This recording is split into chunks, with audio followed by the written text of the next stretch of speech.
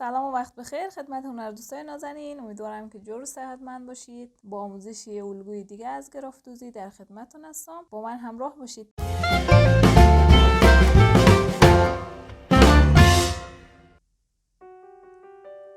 خب این الگویی که میبینید پای دامنه و من میخوام پیشخندش شروع کنم.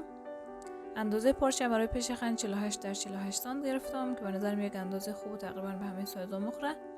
برای مشخص کردن اندازه دور کردن و اندازه کوکی چه رقم است و از کجا شروع کنیم در کوکی دو، اندازه وسط پارچه رو پیدا کنم. اندازه دور خن میخوام 16 سانت باشه، پس 8 سانت این طرف 8 سانت طرف دیگهش رو مشخص کنم. بلندی خن 12 سانت در نظر میگیرم. شما اگه خواستین یقه بازتر باشه کم پایینتر و اگه خواستین جمع‌تر باشه 1-2 سانت بالاتر اندازه بگیرید.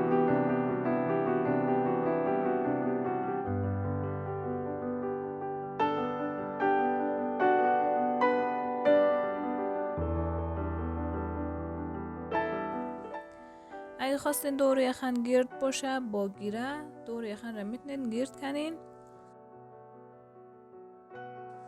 بلندی کوک پیش یخن باید اندازه بالاتر باشه، یعنی از سر بازو تا خط کمر را اندازه بگیرین که معمولا 40 تا 42 یا 44 سانت. اگه تا حالا دیگه کانال سابسکرایب نکردین و از این سبک ویدیو خوشتون میاد فقط کافیه دکمه سابسکرایب رو بزنید و اگر زنگوله رو هم بزنید وقتی من ویدیوی نو آپلود کردم یوتیوب با نوتیفیکیشن درشون خبر میده و میتونید ویدیو جدید را ببینید. خب من 4 تا روی سوزن میگیرم. شما اگه خواستید رزه با یک کوکشین میتونید 3 تار بگیرید. خب از این مرکز می خط که مشخص کردم از این شروع 4 تار فاصله میلم و 4 تا روی سوزن میگیرم. بازم 4 تار فاصله باشد بین کوک اولی تا کوک دومی. 2 دانه 4 دانه فاصله و 4 دانه روی سوزن. بعدیش هم همونطور.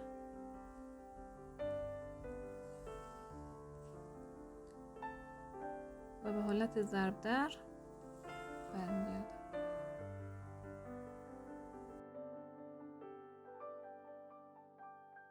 بازم 4 تار فاصله 4 تا روی سوزن و 4 دانه ضرب دری پشت سر هم دیگه میزنم.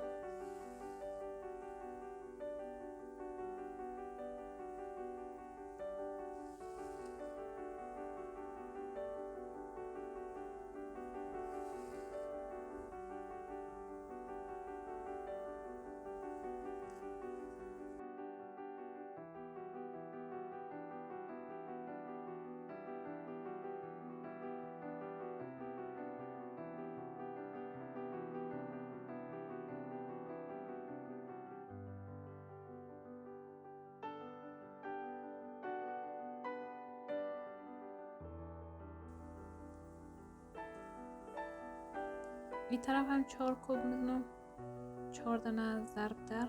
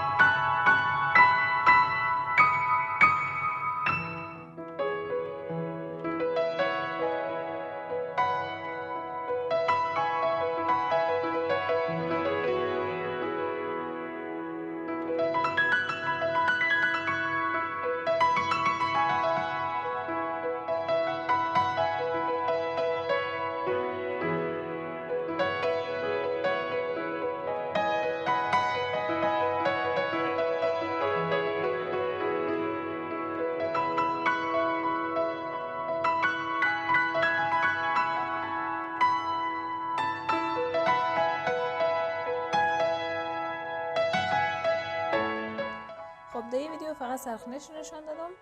همینطور هم کنار هم دیگه خانه میتونید ادامه بدید تا پیشخنشون کامل شونه و با این پرش رده ویدیوی بعدی نشان میدیم. اگه ویدیو رو دوست داشتید لایک و سابسکرایب یادشون نره و اگر نظر و پیشنهاد در مورد آموزش‌های بعدی دارید حتما قسمت کامنت نوشته کنید.